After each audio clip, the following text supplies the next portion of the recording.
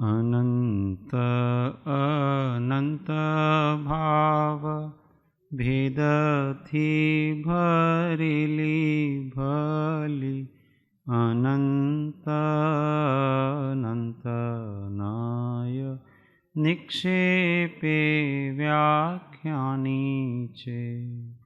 सकल जगत हित कारिणी हारिणी तारिणी भवाब्धि मोक्ष चारिणी प्रमाणी छे। उपमा आप्यानी जेने तमारा खविते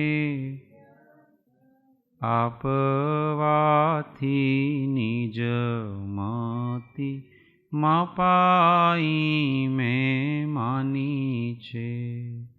अहो राज चंद्र बाळ ख्याल नथी पाम जिनेश्वर तणी वाणी जाणी तेणे जाणी छे। गुरुराज तणी वाणी जाणी तेणे जाणी छे। ओ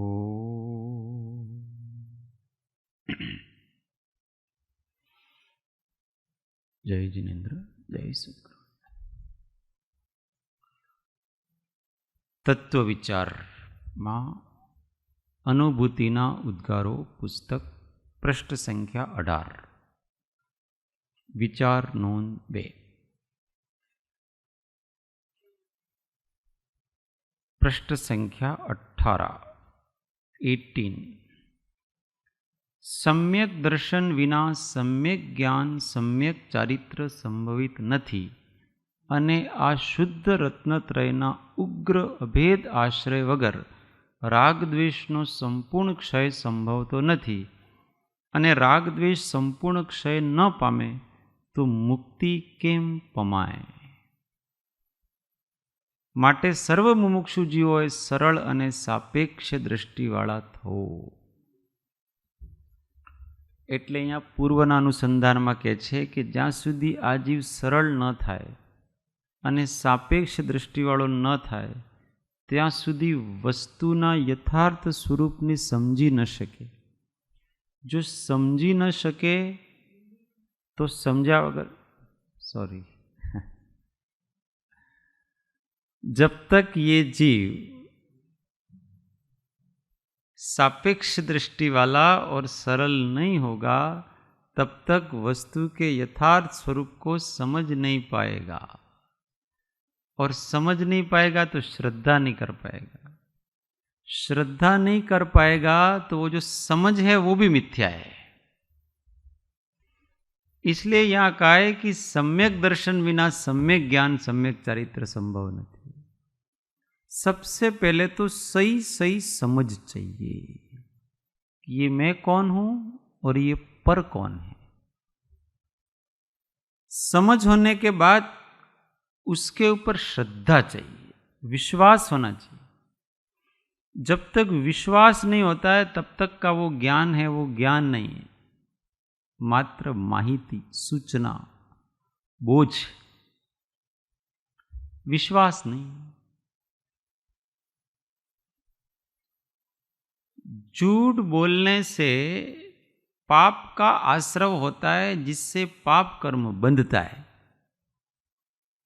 और उससे जीव को दुख होता है। ऐसा जीव को ज्ञान है, सबको ज्ञान है, फिर भी जीव झूठ बोलता है। तो बताओ उसके ज्ञान को ज्ञान मानना कि नहीं मानना?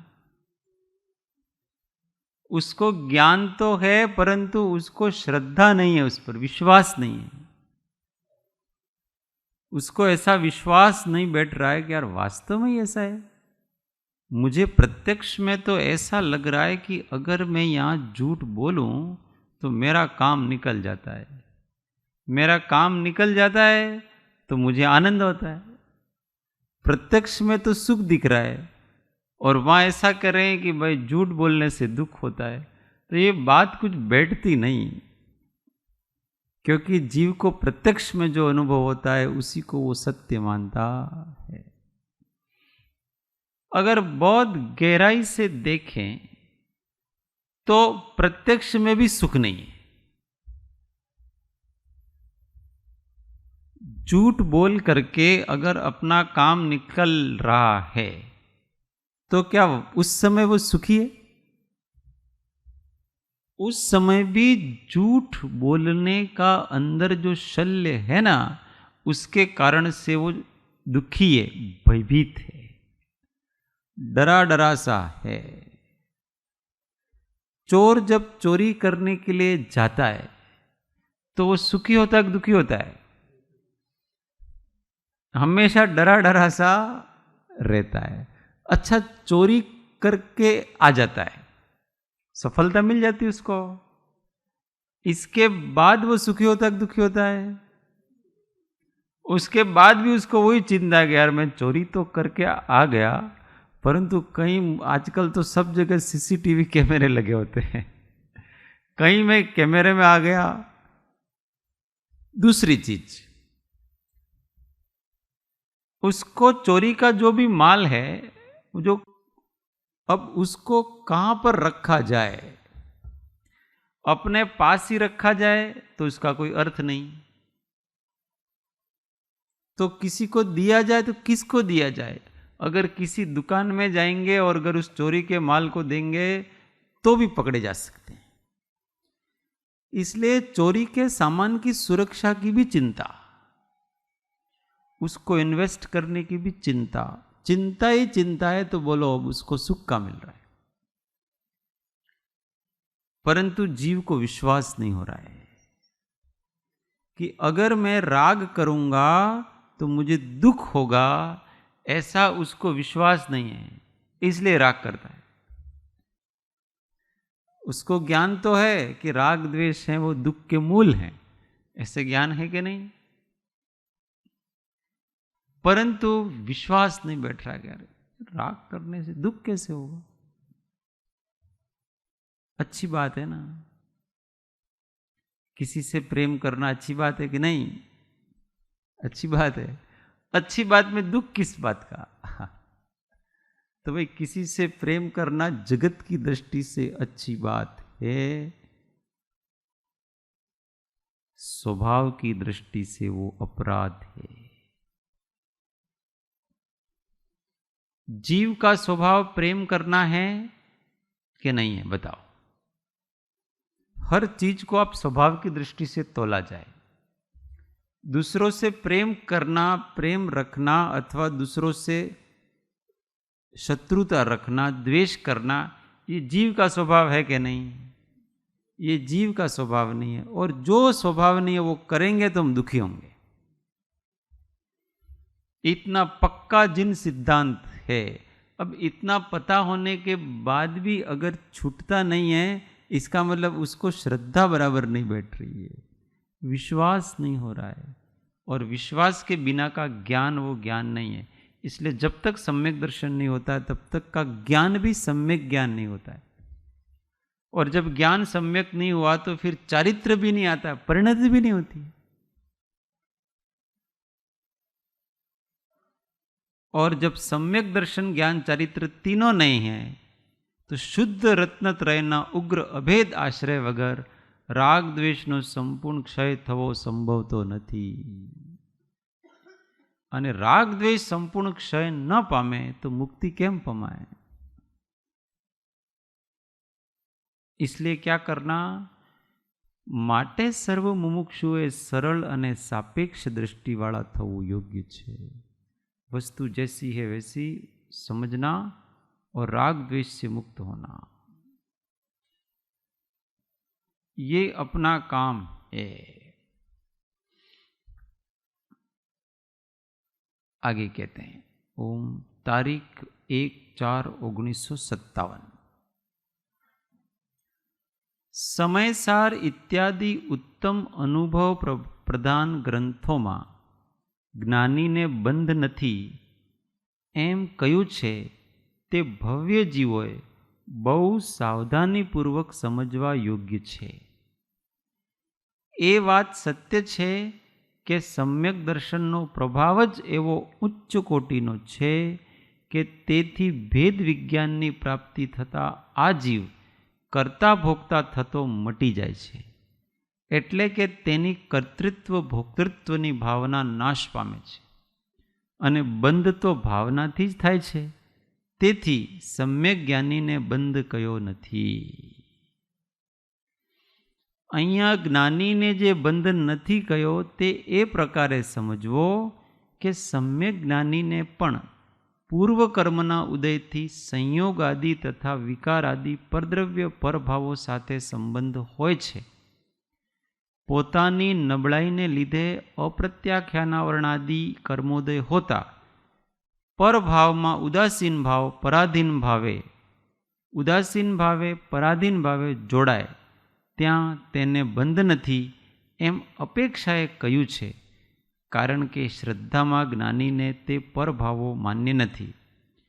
તેને તે હું રૂપ અથવા પોતારૂપ માનતો નથી અને તેથી પોતાની નબળાઈને લીધે જોડાય છે. તેટલો અસ્થિરતાનો દોષ તો થાય છે જ અને તેથી સ્વરૂપ સુખનો યથાશક્તિ સર્વ પ્રકારના રાગનો ઘાત પણ થાય છે જ. પ્રસંગોથી નિવર્તવાના પ્રયત્નમાં નિરંતરથી ઉદ્યમી રહે છે. ન રહે તો તે પુરુષાર્થની જઘન્યતા છે એમ સમજવું.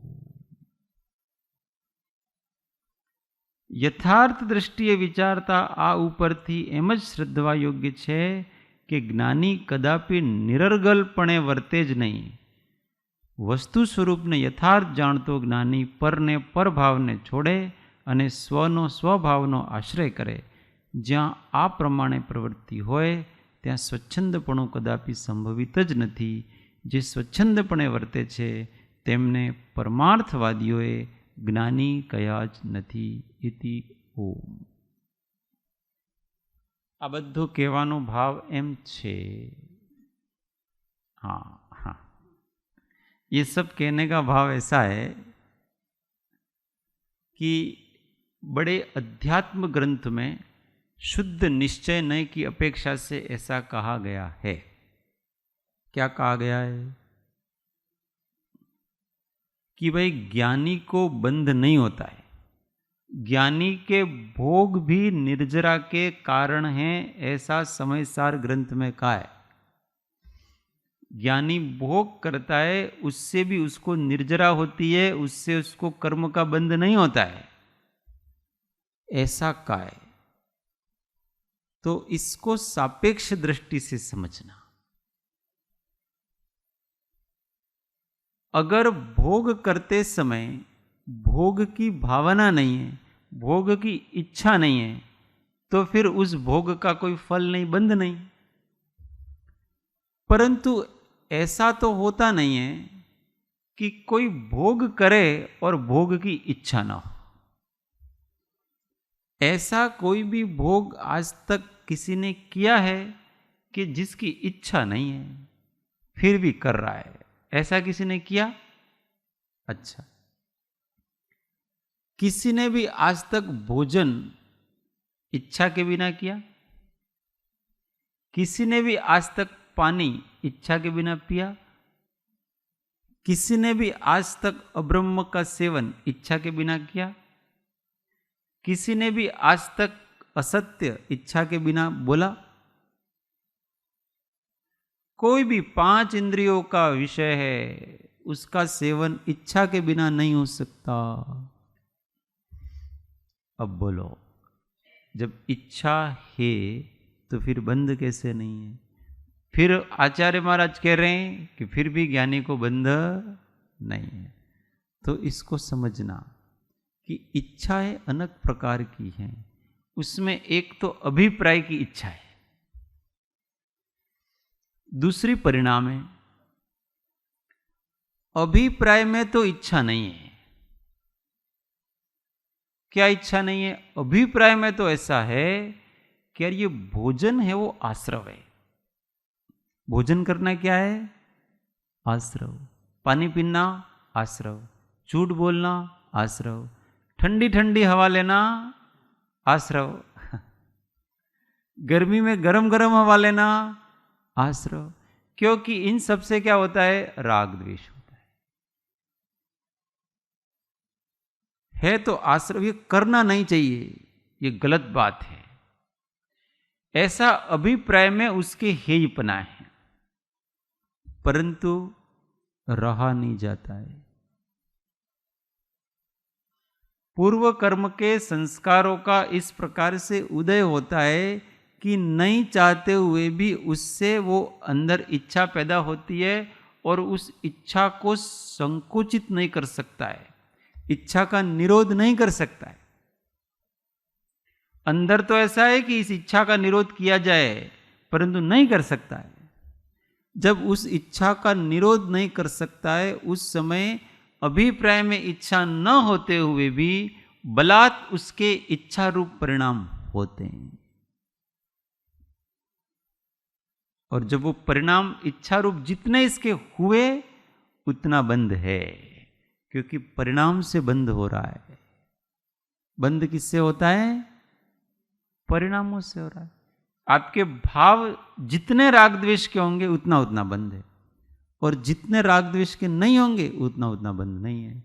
तो अभिप्राय में इच्छा नहीं है तो आपके तीव्र राग द्वेष नहीं होंगे, परंतु जितने राग द्वेष हुए उतना का बंध होगा कि नहीं होगा? उतना तो बंध होगा। संपूर्ण इच्छा रहित कौन है? बताओ। संपूर्ण इच्छा रहितपना कौन से गुण स्थान में आता है? अभी 10वें गुण स्थान तक भी इच्छा है। 10वें गुण स्थान में लोभ है ना, सूक्ष्म सांप्राय गुण स्थान में सूक्ष्म लोभ, वहां भी इच्छा है। अब उसके आगे 11वें गुण स्थान में सत्तागत इच्छाएं हैं, उदयागत नहीं है, इसलिए वहां भी अनिच्छपना है। क्षीण मोह नाम के गुण स्थान में मोहनीय कर्म है ही नहीं, इसलिए वहां इच्छा नहीं है, और आगे भी इच्छा नहीं है। तो 11वें 12वें 13वें 14वें गुणस्थान वाला जीव है, अगर उससे कोई क्रिया भी हो रही है तो वो भी अनिच्छा पूर्वक, इच्छा रहित होगी। केवली भगवान को जो भी उसका हो रहा है वो सब बिना इच्छा के होता है। बिना इच्छा के क्या क्या हो सकता है?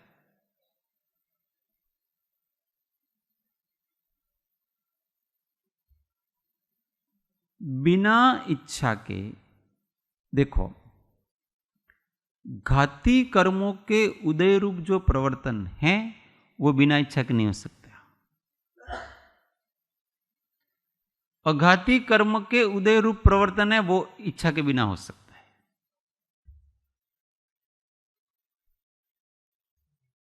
अघाती कर्म कौन कौन से हैं? अघाती कर्म आयु, नाम, गोत्र, वेदनीय कर्म। अब इनके अघाती कर्म हैं, घाती कर्म तो है नहीं। घाती कर्म नहीं है इसलिए मोहनीय कर्म नहीं है, मोहनीय कर्म नहीं है इसलिए इसकी इच्छा बिल्कुल नहीं। अब बिना इच्छा के क्या होगा बताओ? कोई इच्छा ही नहीं है तो वो व्यक्ति स्थिर ही रहेगा। परंतु अघाती कर्म है, इस कारण से उसके मन, वचन और काय की क्रियाएं हैं वो पूर्व के संस्कारवश हो रही है, इच्छा पूर्वक नहीं हो रही है। इसलिए केवली भगवान को कभी भोग की इच्छा नहीं होती, और इच्छा के बिना भोग होते नहीं। पहले ही निर्णय, थोड़ी सी भी अगर इच्छा है तब ही भोग की क्रिया में प्रवर्तन हो सकता है। खाने में, पीने में कुछ भी इच्छा के बिना प्रवर्तन हो ही नहीं सकता है उसका। इसलिए क्षुधा तृषा आदि किसी में भी प्रवर्तन केवली भगवान का नहीं होता है, क्योंकि ये इच्छा के बिना हो ही नहीं सकता है। इसमें इच्छा होनी ही चाहिए। 5 इंद्रियों के विषयों का सेवन इच्छा के बिना नहीं हो सकता। इसके अलावा जो भी है, चलना फिरना, क्योंकि वो इच्छा के बिना उनका विहार हो रहा है।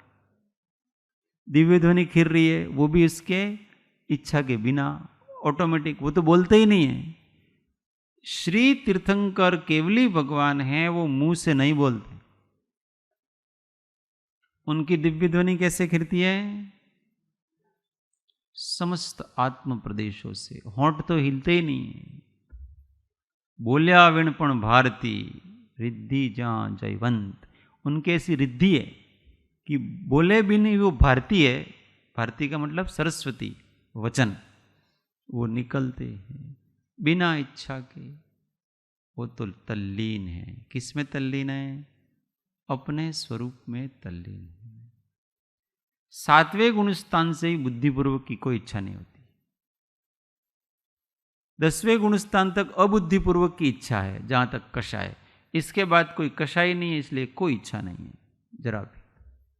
इसलिए कोई विषय सेवन का कार्य वहां पर नहीं होगा। वार्तालाप करने का कार्य भी वहां नहीं होगा। भगवान अपने साथे बोले कि नहीं? बातों करे कि न करे? भगवान अपने साथ बातें करेंगे। हम भगवान को ऐसे नमस्कार करने जाएंगे तो भगवान हमको ऐसे आशीर्वाद देंगे कि नहीं? कल्याणमस्तु तथास्तु, ऐसे आशीर्वाद हमको देंगे कि नहीं? बोलो।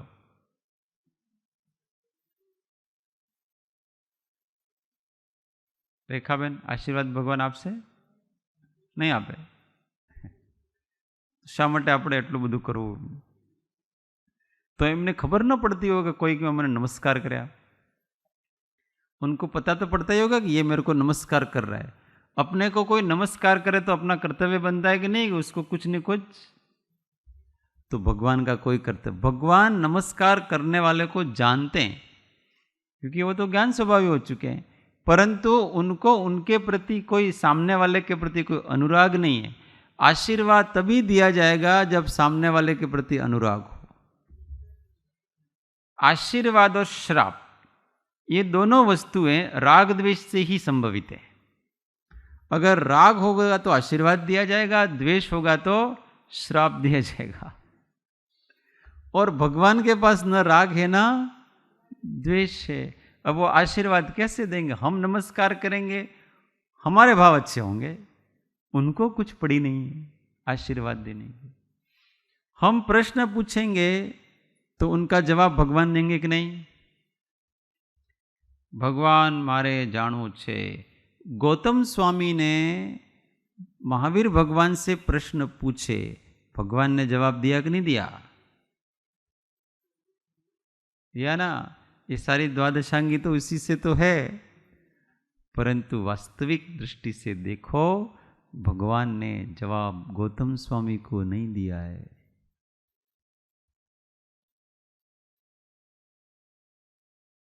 उनके तो उदय के अनुसार तीर्थंकर नाम कर्म, केवली अरहंत जो नाम कर्म है, उसके उदय के कारण से किसी के निमित्त से ऑटोमेटिक वो इस प्रकार के वचन निकल रहे हैं, किसी को लक्ष्य में करके नहीं निकल रहे। पर रिद्धि ऐसी कि आपके प्रश्न का समाधान अपने आप हो जाएगा। वहां से उनके आत्म प्रदेशों से वैसे ही भाषा वर्गणा के पुद्गल निकलेंगे, उनकी इच्छा के बिना, उनके इंटेंशन के बिना, उनके विकल्प के बिना ऐसे ही भाषा वर्गणा के पुद्गल निकलेंगे, जिससे आपके प्रश्न का समाधान हो जाए। और अगर आपको लक्ष्य करके वो बोलेंगे तो आपके प्रति उनका अनुराग हो गया। और अगर किसी व्यक्ति विशेष को अगर वो लक्ष्य करेंगे तो क्या होगा पता है? केवल ज्ञान समाप्त। क्योंकि केवल ज्ञान में किसी को लक्ष्य नहीं किया जाता है। केवल ज्ञान संपूर्ण विश्व को लक्ष्य कर रहा है, लोकालोक को लक्ष्य कर रहा है, आत्मा को लक्ष्य कर रहा है। अब किसी एक द्रव्य ज्ञेय के प्रति वो कैसे उपयोग को झुका सकते हैं? कैसे उपयोग को लगा सकते हैं। उनका उपयोग किसी एक ज्ञेय के प्रति नहीं हो सकता, उनका तो सर्व ज्ञेय के प्रति समान उपयोग है। ऐसा केवली का उपयोग है। इसलिए पर्टिकुलर किसी व्यक्ति के प्रति न राग है न द्वेष है, निराबाद रूप से वो तो ये सब शब्द निकलना, किसी का समाधान हो जाना, ये केवल ज्ञान उत्पन्न होता है तो इससे लब्धियां उत्पन्न होती, लब्धियां। तो इन लब्धियों के कारण से, रिद्धियों के कारण से ये सब ऑटोमेटिक होता जाता है, उसमें भगवान कुछ नहीं कर रहे हैं। लब्धि ऐसी वस्तु है कि हमारे नहीं चाहने से भी ऐसा हो जाता है, इसको रिद्धि कहते हैं। केवली भगवान, केवली के शरीर में सारी 64 प्रकार की रिद्धियां रहती है, सब केवल, जहाँ केवल रिद्धि है वहाँ सब रिद्धियां होती है। उन रिद्धियों का प्रयोग इच्छा पूर्वक कभी केवली भगवान करते ही नहीं है, क्योंकि केवली भगवान की इच्छा होती ही नहीं है। मुनि अवस्था में इनका उपयोग इच्छा पूर्वक किया जा सकता है, तो उतना बंध भी उसको होता है, उतना आश्रव भी उसको होता है, पर वहां केवल ज्ञान अवस्था में होता नहीं है।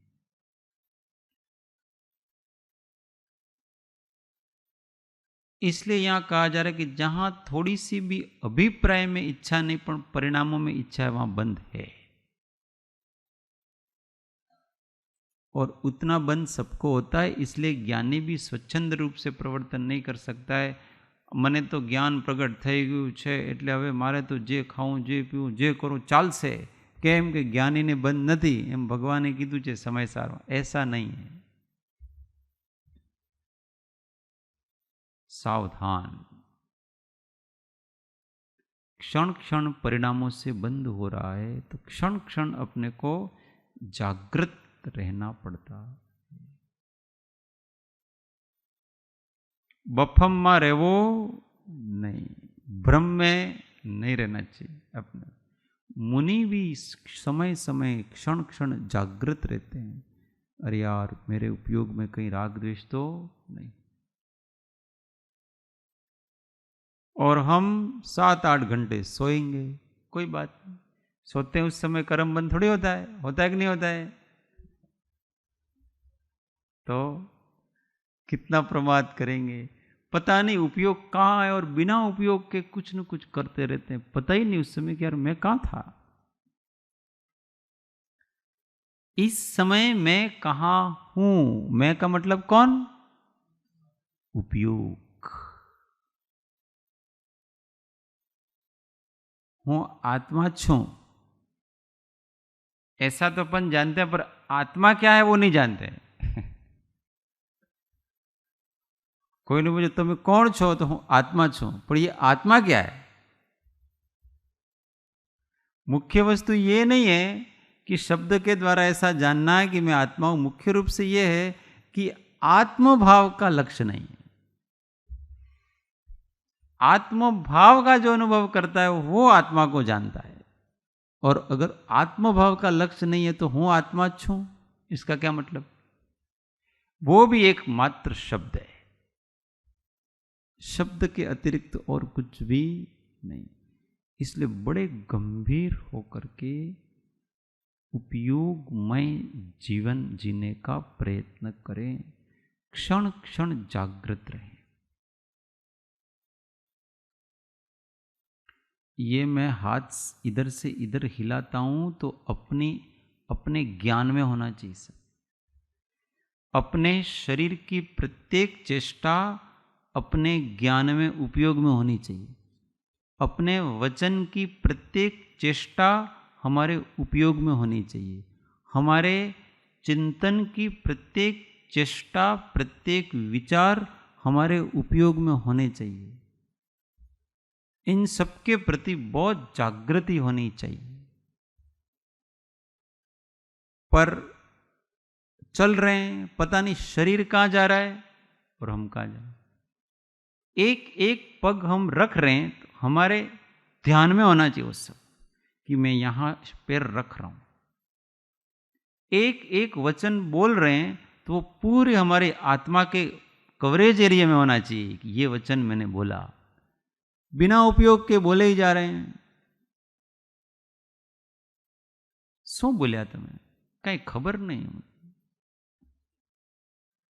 आप विस्मृत हो जाओ बात अलग है, पर जिस समय आप बोल रहे हो उस समय तो आपको जागृत होना चाहिए कि ये मैं हूं और ये वचन वर्गणा है। और विचार, प्रत्येक विचार के समय अपने स्वरूप की जागृति की अभी मेरे उपयोग में ये विचार चल रहा है। ऐसा नहीं कि आधे घंटे तक कुछ न कुछ विकल्प चल रहे हैं, पता ही नहीं ओ क्या હતો भाई, करम बांधी लीधा, आधे घंटे बाद पता पड़ता अरे आ तो खोटा खोटा विचार थे गया। ऐसा नहीं, हर क्षण मैं क्या सोच रहा हूं, अपनी सोच अपने उपयोग में होनी चाहिए। भले गलत विचार भी आ रहे हैं पर वो आपके ज्ञान में आना चाहिए कि गलत विचार हो रहा है। इतनी जागृति तो होनी ही चाहिए कि कम से कम दोष दोष के रूप में पता पड़े, गुण गुण के रूप में पता पड़े। दोष होता रहे, विकल्प होते रहे और अपने को पता ही नहीं पड़े, तो ये तो बहुत बड़ी अजागृति कहलाती है। ज्ञानी ऐसे स्वच्छंद से मन वचन काय की प्रवृत्ति नहीं करते, जागृत रहते, सब जानते रहते हैं कि ये हो रहा है। देखो इस शरीर में अभी पेट में दर्द हो रहा है,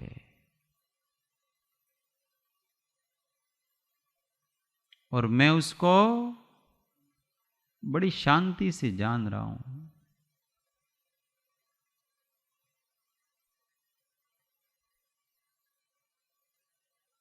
देखो ये कर्म के उदय से बोला जा रहा है और मैं उसको शांति से जान रहा हूं।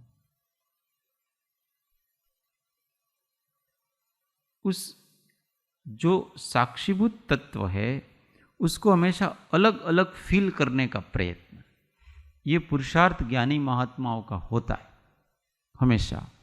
बाकी उदय के अनुसार सब होगा, मन वचन काय की क्रिया, पर वो उदय में वो बहुत जागृत रहते हैं, उनके ज्ञान में रहता है। ऐसा नहीं कि उदय आकर के कुछ भी बोला जा रहा है, कुछ भी विचारा जा रहा है, कुछ भी शरीर की चेष्टा हो रही है, ऐसा बिल्कुल नहीं। क्षण क्षण जागृत, क्षणे क्षणे तमे जागृत रहीने अनुपम साधना कीधी, अनुपम साधना कीधी। निद्रा ने प्रमाद मही में घोर विराधना कीधी, घोर विराधना कीधी। पेले पार तमे पहुँचाने, पेले पार तमे पहुँचाने, हूँ हजू काठा ऊपर, मारी तमारी वच्चे लाखो, मारी तमारी वच्चे लाखो, जो जन केरो अंतर, सिद्ध शिला पर तमे विराजो, नेहू धरती ऊपर, मारी तमारी वच्चे लाखो, जो जन केरो अंतर। तो भगवान और हमारे में ये भौतिक अंतर नहीं है, केवल कितना अंतर है, जागृति और अजागृति का, बस। ये डिस्टेंस महत्व की नहीं है कि वो ऊपर है ना हम नीचे हैं। वो ऊपर हैं तब भी वो चैतन्य रूप है और हम नीचे हैं तब भी चैतन्य रूप है, पर उनकी चेतना जागृत है, हमारी चेतना है वो अजागृत है, भूल भरेली है। बस ये चैतन्य भी जागृत हो जाए, तो उसको भी कर्मबंध नहीं होगा। इसलिए ज्ञानी हमेशा विषय आदि का सेवन करते समय भी हमेशा जागृत रहते हैं, इसलिए उनको कर्मबंध नहींवत होता है। इस अपेक्षा से ऐसा कहा गया है कि ज्ञानी को बंध नहीं होता, परंतु उस भोग के समय उनके जितने भी राग द्वेष के परिणाम हो रहे हैं, चित्त में आकुलता व्याकुलता हो रही है, हर्ष शोक हो रहे हैं, उतना तो उनको भी बंध होगा।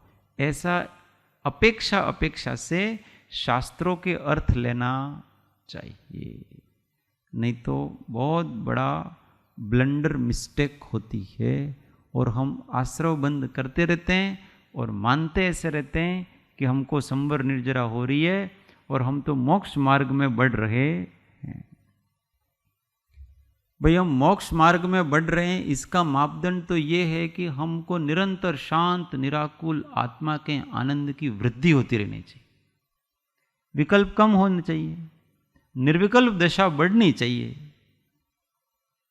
सहज अनैमित्तिक आनंद बढ़ना चाहिए, ये उसका लक्षण है। और ये नहीं हो रहा है, विकल्प भी कम नहीं हो रहे हैं, राग द्वेष भी कम नहीं हो रहे हैं, तो हम किस आधार पर कहेंगे कि हम मोक्ष मार्ग पर बढ़ रहे हैं? कोई अच्छे काम कर लेने से मोक्ष मार्ग में नहीं बढ़ता है। अच्छे काम के भी विकल्प होंगे, बुरे काम के भी विकल्प होंगे। विकल्प की जहां आत्यंतिक निवृत्ति है, वहां संवर निर्जरा का मार्ग चालू होता है। इस प्रकार से समझना चाहिए, यथार्थ रूप से समझ करके पहले पाप को छोड़ना, फिर पुण्य भाव में खड़े रह करके पुण्यातीत वीतराग भाव है उसको साधने का प्रयत्न करना चाहिए। इस प्रकार का ये वस्तु स्वभाव है। जे स्वच्छंदपणे वर्ते छे तेने परमार्थवादीओए ज्ञानी कया नथी। जो स्वच्छंद से प्रवर्तन करते हैं उसको वास्तविक ज्ञानी है, वो ज्ञानी कहते नहीं। ओ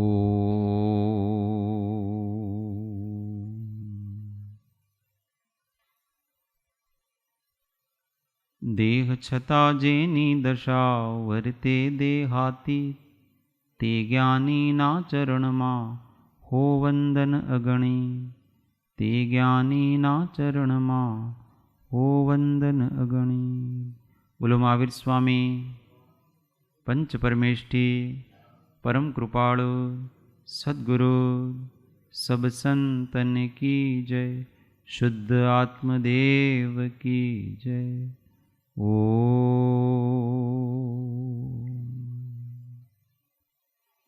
जय सद्गुरु।